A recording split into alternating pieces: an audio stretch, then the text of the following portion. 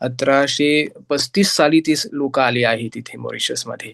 ते गुलाम म्हणून आलेले आहेत आणि शेवटी खूप लोक राहिले, पण काही लोक परत गेले भारतात.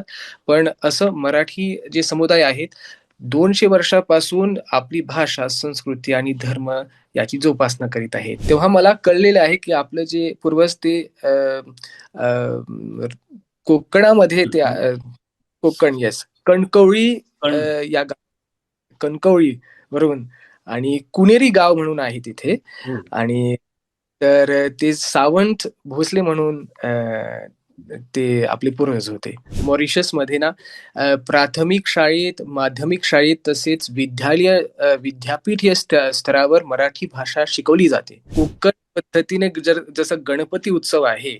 त्याच पद्धतीने पारंपरिक रीत्याने गणेशोत्सव साजरा होत असतो.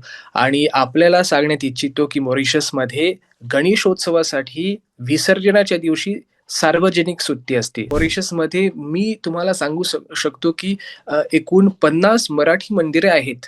मी सरांना आणि यांची जी संस्था आहे त्यांना खूप-खूप धन्यवाद समर्पित करतो, की मॉरिशस आणि इतर देशांना जोडून जिथे-जिथे मराठी भाषा, मराठी लोकं आहेत, त्यांनी असा उपक्रम केलेला आहे. असं पूर्ण जग एकत्र केलेलं आहे आणि खरं. मराठी भाषा कार्यरत आहेत यासाठी आमचा मानाचा मुजरा.